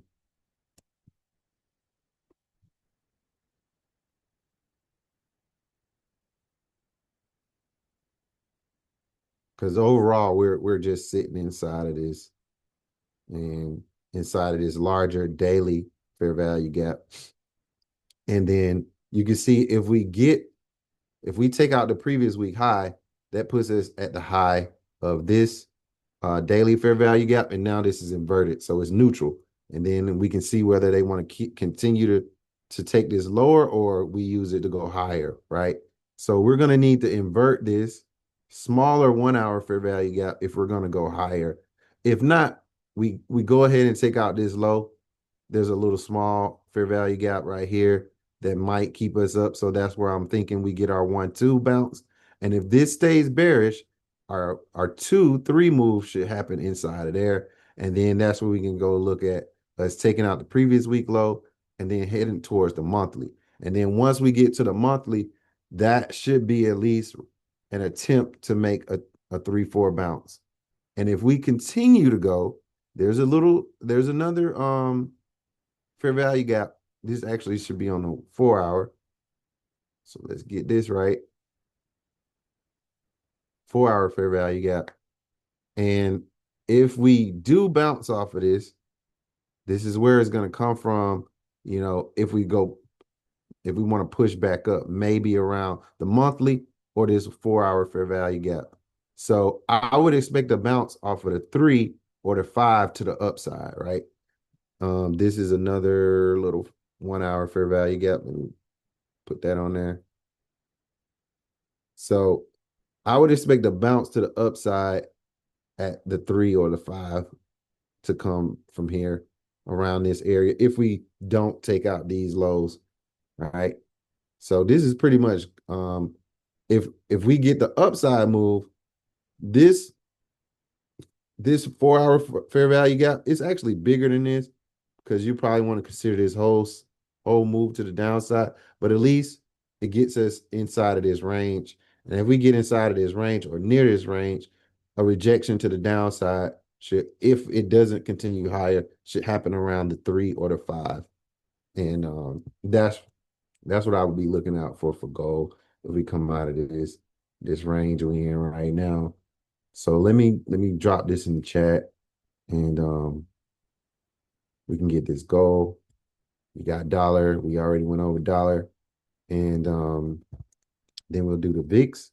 The VIX, man, the VIX, I want, if y'all not trading with the VIX and you trading indices, right? You are like trading without the map, right? The indice uses the VIX as a map, right? And if you can understand and interpret what the VIX data is telling you in correlation with the indices, you will pretty much have everything you need to see how the market is going to move, right? So we are also we Hey, just traded Corey. outside. Hey, Yep, Corey.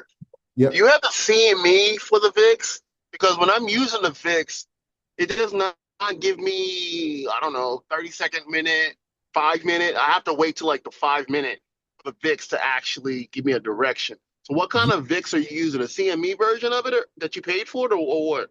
I had to pay for it.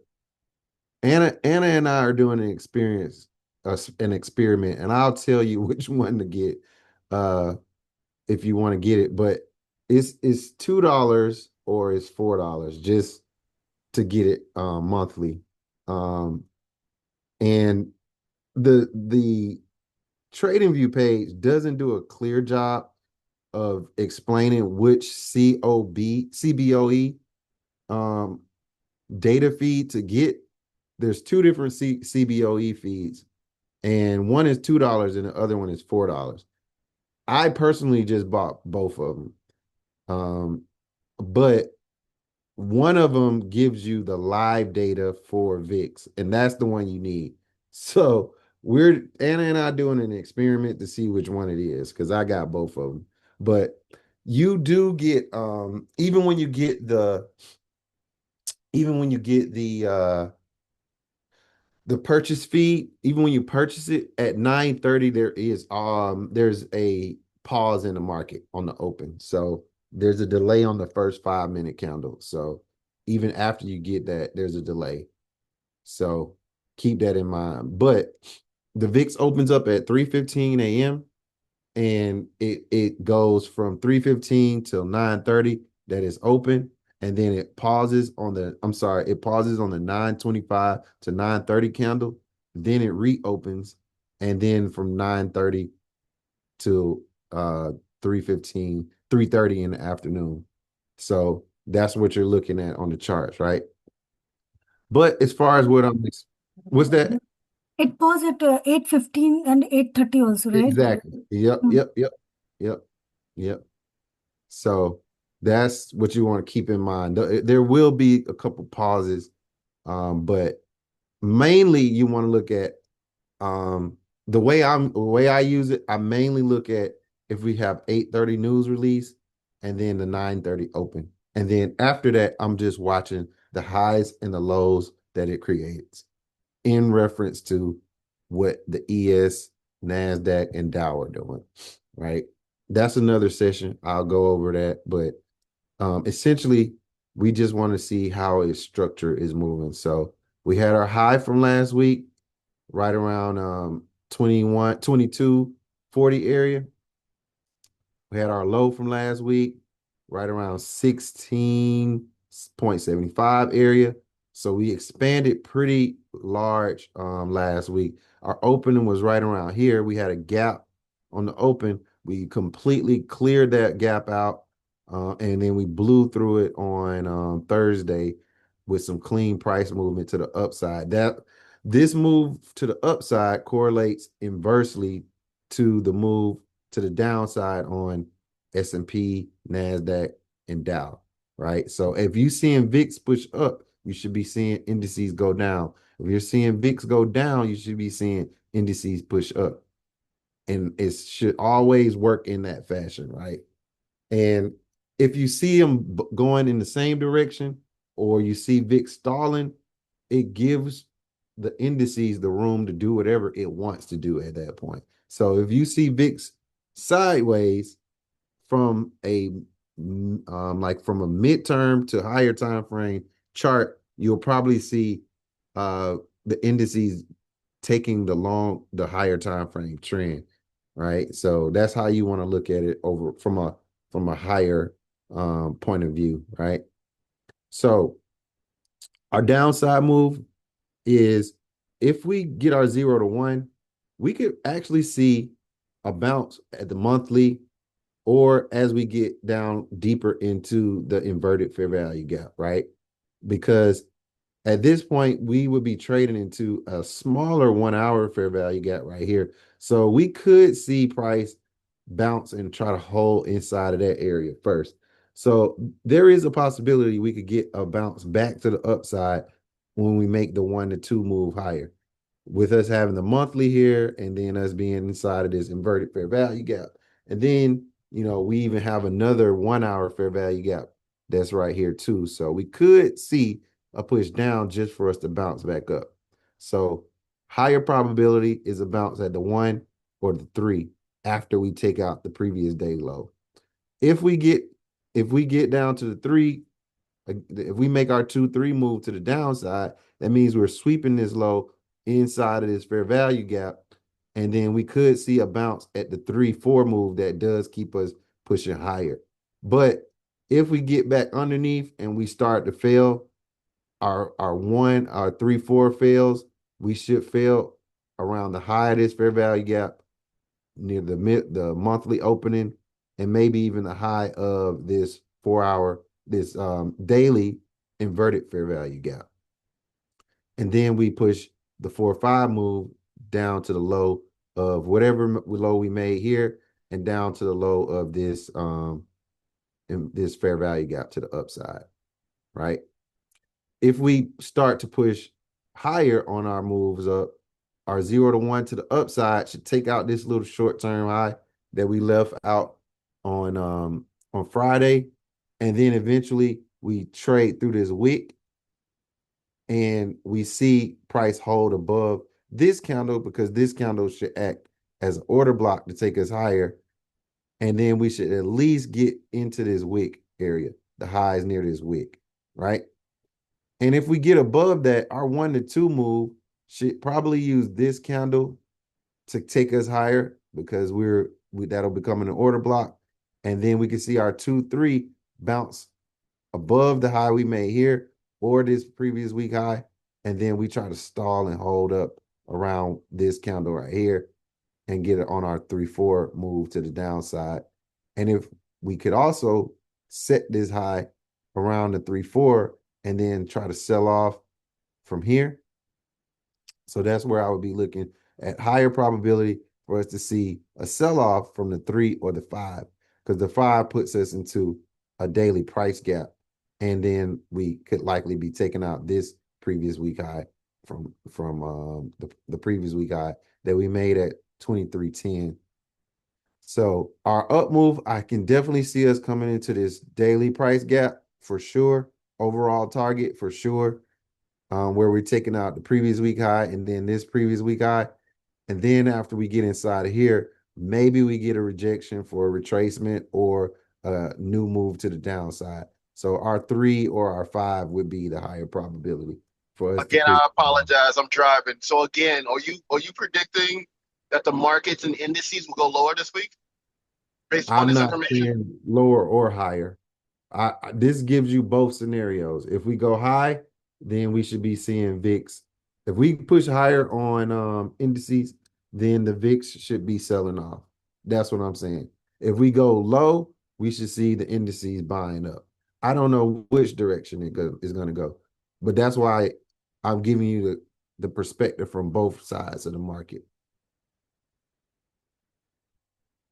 If we see the 0 to 1 start taking out highs, that should line up with indices selling off.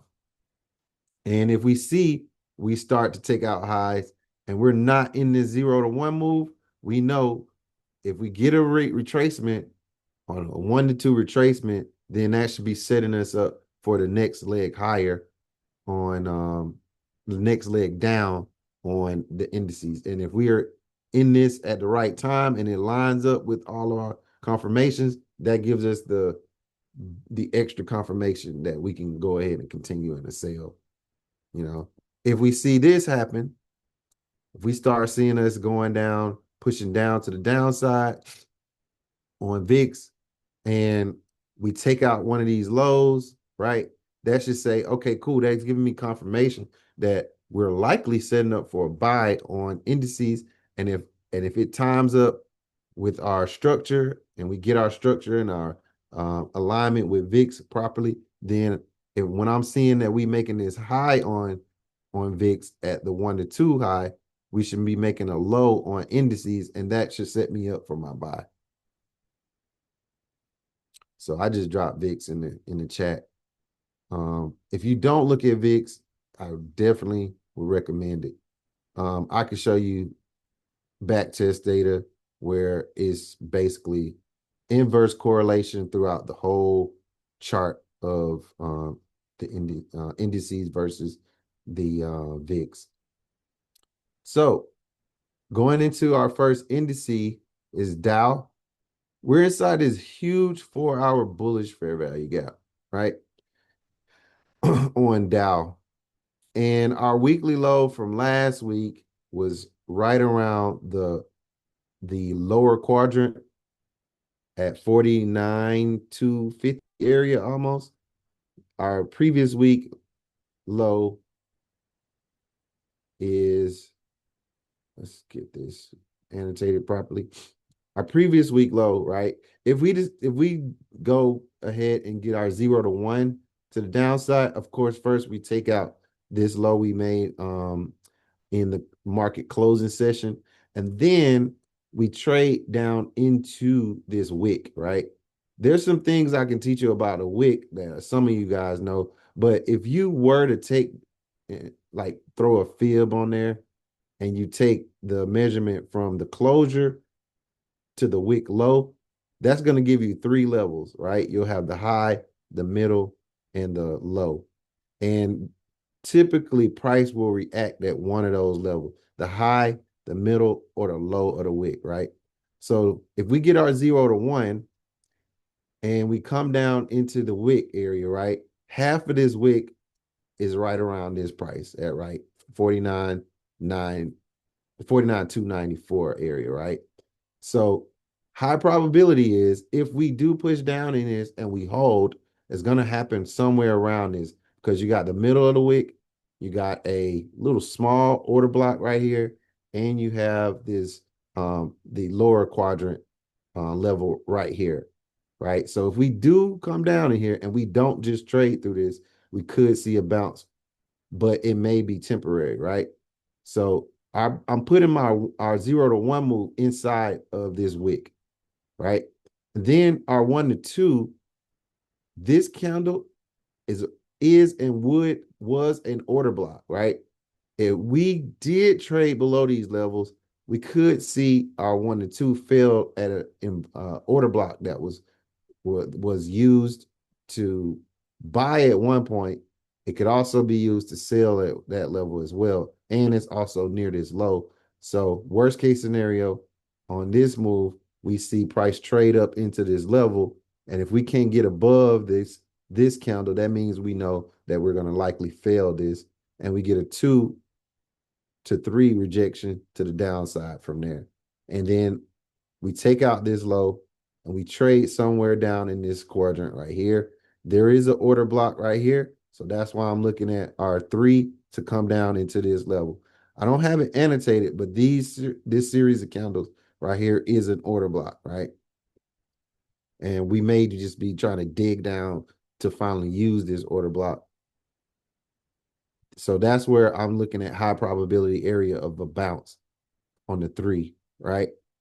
And if we get our 3-4 move to the upside and we start to take out any of these highs that we make at the 2 or the 4, then that gives you the room to take this higher. And you'll see that we should be trading, holding at this level, the lower third, or we hold above this 4-hour fair value gap midpoint, right?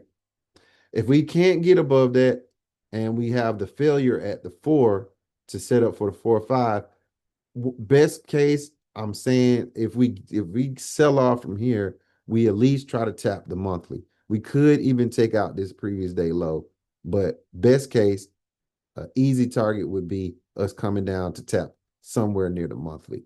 So if we looking for a bounce, we bounce at either the 3 or the 5.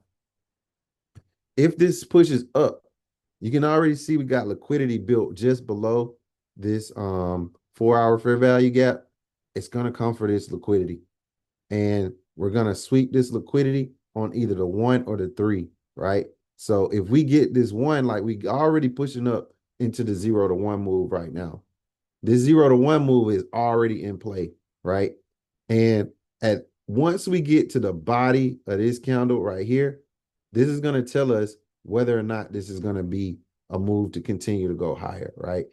At this point, once we get above 49,733, that's going to tell us likely if we're going to go ahead and sweep this liquidity, and either we get our one that pushes us above these highs, or we get a retracement near that, and then we get our 1-2 swing to give us our 2-3 to push us above those highs.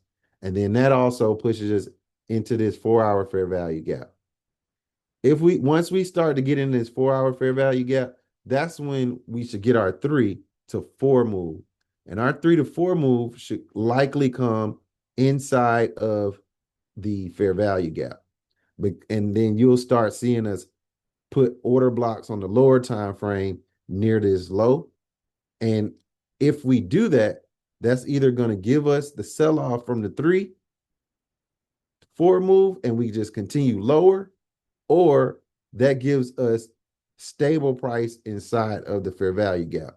I want to show y'all something real quick of kind of what that looks like when you invert a fair value gap, right? You're going to start seeing, and I'll find an example. Let me find a quick example on here.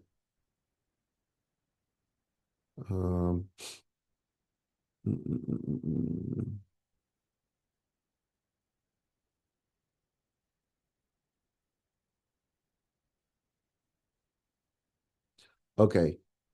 You can kind of see it right here, but all right. Once I come into this was a bullish fair value gap, right? At each one of these levels, you're going to see a up close candle that later gets used to take us lower, right? So that happens on this candle. It actually happens on this candle. You can see it on this candle. You can see it on this candle. And what's actually happening at those levels is they're pushing in those orders in the opposite direction of where they actually want price. You're going to see this happen at each one of the levels of the chart, right? You're going to see it on inside of the fair value gap. So you're going to see it happen at the high. You're going to see it happen at the middle, and you're going to see it happen at the low. And if you got a big one, you'll see it happening at the lower quadrants and upper quadrant levels. Like right now, we sold off back down into this 4-hour fair value gap.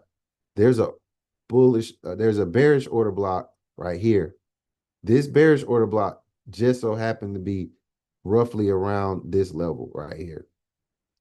You can see we put another one roughly around this level right here. And that's how you know when it's actually using it for a move higher or lower, because you'll start seeing specific candle structures at these particular levels. And once you interpret what is actually telling you at this level, then you can know like, hey, this lines up with my bullish bias or my bearish bias. Now I know I can either take a buy or a sell at this particular level, because you're going to see once you get into the order block, once you get into the fair value gap, you're going to get order blocks at these levels, right? And that will help you to see like what you should do and how you should set up your trade, right? So even when you see this little candle right here, right? This candle is at a level inside of the 4-hour fair value gap that it created. There's also an order block right here. You can't see it on this particular chart, but it's one right here. And then if you look at this particular level, there's another one right here that helps the price to go lower, right? So that's how once you start to see those things and interpret it, then you kind of get like a little puzzle pieces almost. All right, brother. Appreciate it for getting on.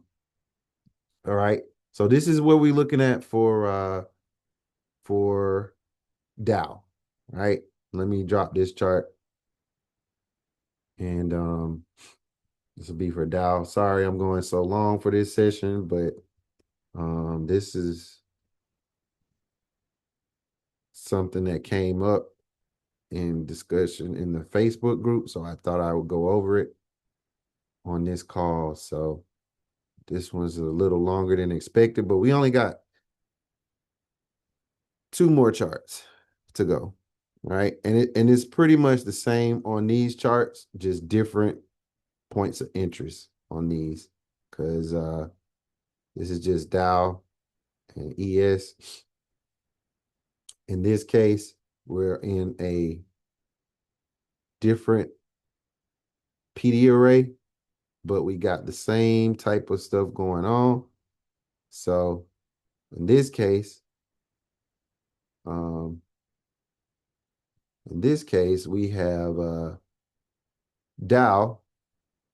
We had Dow inside of a bullish 4-hour fair value gap, but in our case, we've already responded to a bullish area. This is a daily price gap. We had price bounce off of that. So in Dow's case, it bounced off of that 4-hour fair value gap. In this case, we're bouncing off a bullish price gap, right? In the same scenario, we already got our 0 to 1 to the upside happening, right?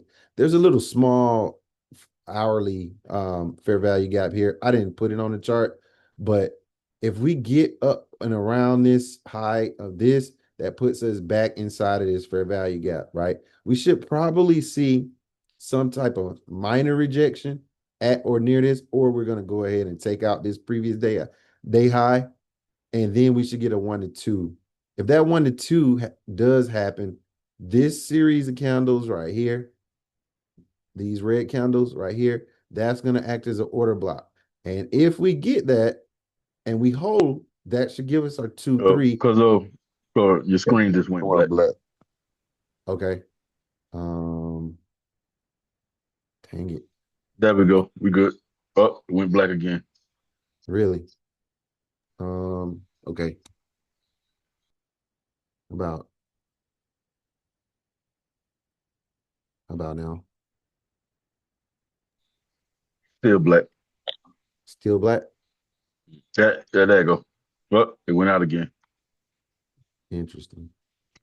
Okay, we back. We good. Oh, this went out again. All right. Yeah. Yeah, we good. Okay, so you guys can see now. Okay. All right. Okay, so again, this series of candles right here, right? If we get above the opening, which is right around this fair value gap on the 4-hour, this bearish fair value gap on the 4-hour, that would put this series of candles as an order block. And then we need to watch and monitor if we start getting closures inside of this, above this 24,944 level, right? And that should happen on the 1 or the 3. And if we get inside of it, and we get a retracement on the 1 to 2 or the 3 to 4 move, that will give us our leg higher to at least reach the middle of this 4-hour fair value gap, right? That takes us deeper into this price movement, and we should have our 3 happen in this, maybe this middle lower quadrant of this move, or we have it happen at the 4-hour fair value gap midpoint, and we have it happen at the 5. We can see a sell-off at the 3, 4, or the 5. So look for the sell-off at the 3 or the 5 if we do try to sell off. And if we get our downside move, right, our 0 to 1 immediately takes us below this swing low that we had on the closure on Friday. And then we get back into this this daily price gap, right? And the same thing as before, you could look at the wick, but you don't need to in this case because you have your overlap. There is a daily price gap, daily opening price gap here, and then you have overlap with the bullish price gap from the daily chart as well. So if we get into this, we could see bounces, but let's assume that we're going to take the low here and the low here, or we hold inside of here somewhere. And worst case scenario, we take this low and we get our bounce right around the midpoint of this level after we take out this previous week low, right? Worst case scenario. It could happen sooner, but that's worst case scenario, right? And I actually see us bouncing at the 1 or the 3 in this case, the 1 or the 3. Because if we take these lows out and then we try to get our 1 to 2 retracement, and our 1 to 2 retracement could hold inside of this range. That's a very bullish area. You can see it because we got all these wicks. That could take us higher, right? And then you'll want to see if we start to try to close above any of these highs we make inside of that range, right? If not, same way as before, we can use this bullish area to take us lower, and our 2-3 move makes the high inside of this range and takes us through the low we just made and then down into near the low of the new day opening gap that we're inside of as well. Then we could likely see the 2-3 move give us a bounce at the 3 on the 3-4 move. So higher probability here is a bounce at the 3 or the 1. And then if that doesn't hold, this would become inverted completely. And then our 4-5 move should happen at or below this range. And we did back down near the yearly low. And we look at this previous month low as a target, because this 5 could take this low out and this low out. All right. That's NASDAQ. Hope y'all could see the chart on that. Yeah, we can. Okay. I'm just trying to hold out a little longer on this laptop. But this laptop is almost shot. All right. And then finally, we get to ES.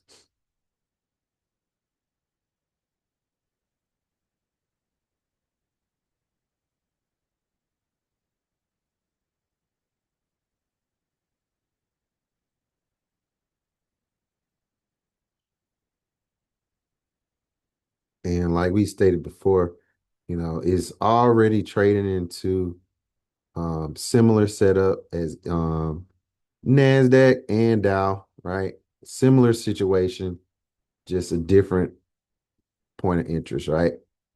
So you can see there's a little small fair value gap right here. I'm not going to put it on there because I like us coming back into this new day opening gap right here. Let me size the screen a little bit so you can see it a little better. All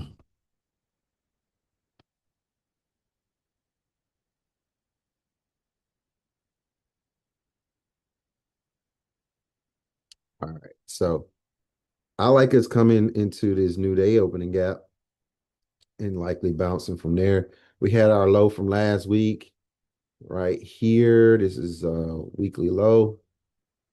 Weekly low coming in at 6809.25. We're already inside of the 0 to 1 to the upside. And again, you can see this.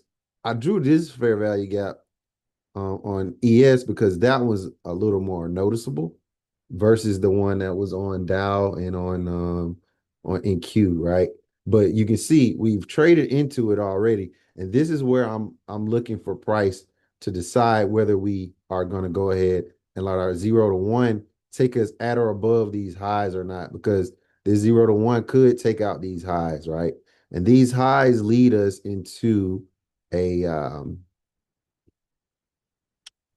looks like a 4-hour fair value gap that we left on Thursday. No, Wednesday. Yeah, Thursday that we left on Thursday. Once we get up above those equal highs from Friday. Let me move this over a little bit. Come on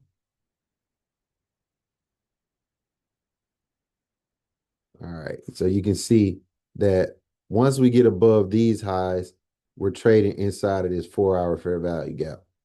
And that's likely where I'm seeing. So we could get above that high on the 1 or the 3 move, right? And the first thing we need to watch is how do we respond to this 1-hour fair value gap? If this inverts, again, if this inverts, and this is what I mentioned before, right?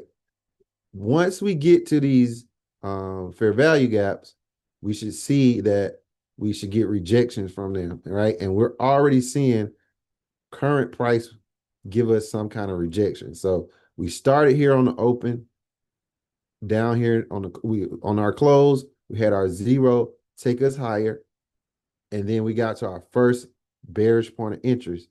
And how we respond to this will let us know if this is going to take us higher or do we get a rejection from this level, right? So this 0 to 1 needs to take us above this to go higher, and then we may likely hold for a 1 to 2 retracement once we trade above this to go ahead and give us our retracement move and then take us higher on the 2-3. Again, the goal on the 0 to 1 move and the 2-3 move are these highs right here. And if we get above or at these highs, that puts us inside of this 4-hour fair value gap. And then we'll need to see how price responds to this low, the 4-hour fair value gap low at 68.98.0. If we get inside of this area, our 3-4 move could sell us off from there if we want to go lower. But it also means that we get to the yearly price point, and that determines whether we're going to stay inside of this and trade higher, or are we going to reject. I like the rejection at the 3 or the 5, the 3 or the 5, or somewhere in between, because this is a big range between the middle and the low. Our midpoint area puts us right around where I'm expecting us to get a 3, which is right around 69.14 area. So we could see price reject, sell off inside of this lower quadrant. We do have the yearly, we have the low of the fair value gap. So that's why 3 becomes a high probability area. And then 5 is high probability because we have the monthly. The monthly is near the upper quadrant midpoint, which is roughly around 69.46 area.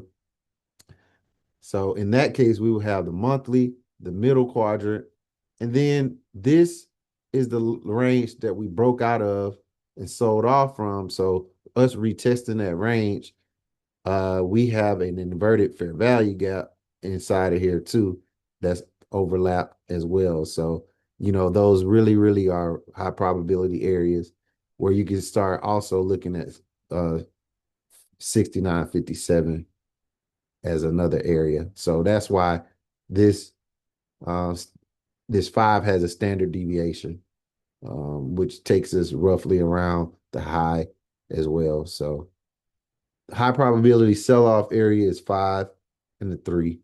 So this is ES. So all that makes sense, right? Oh, I didn't go over the downside, right?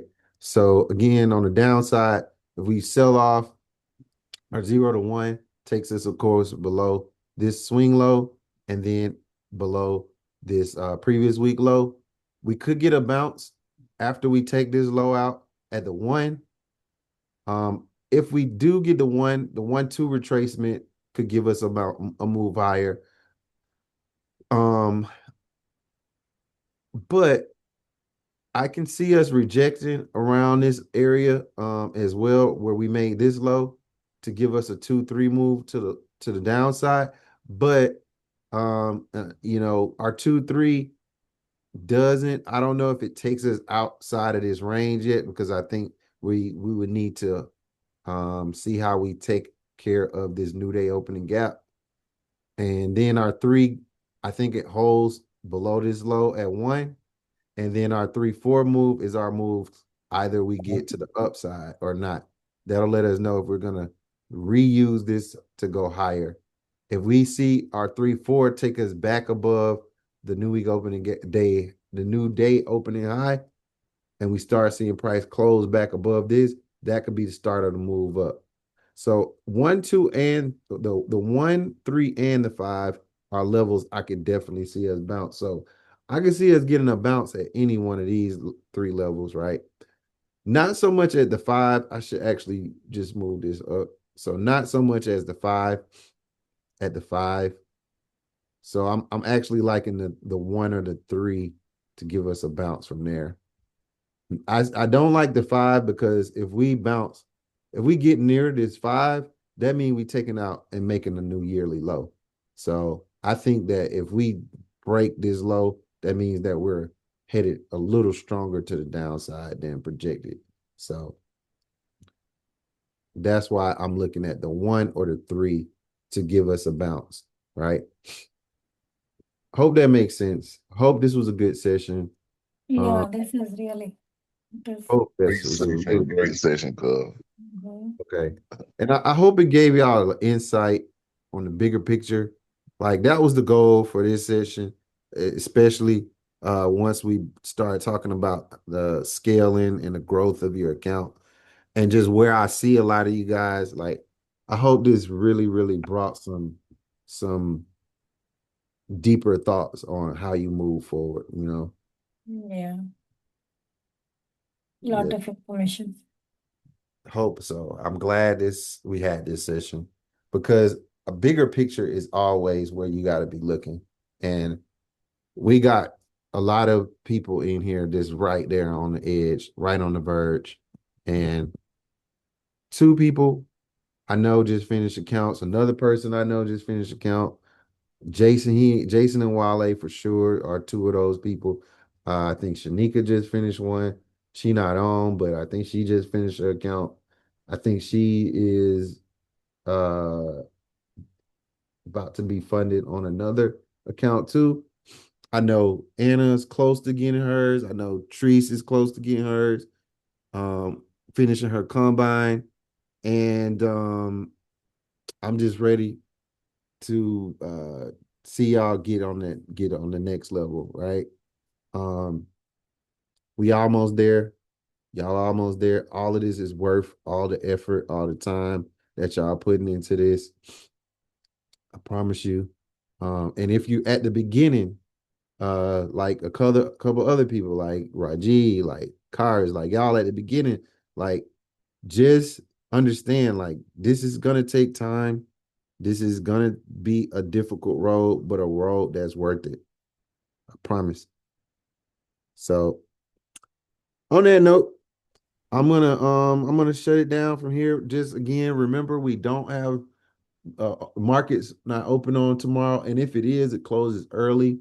I don't know exact time frames for the market tomorrow, but if you do trade tomorrow, I would try to get my trades in before noon. Nothing after that because the market for sure should be closed on President's Day tomorrow. And then if not, look for your setups on Tuesday through Friday. And we already went over the news, so we know what to expect. Follow your rules. Don't break your rules. Be patient. And that's that for tonight. And I hope y'all have a great week. Yeah, thank you. Thank you, Corey. Yes, All right. thanks for All right, thanks. Have a great week, y'all everybody. have, y'all have a great All Thank week. you. right.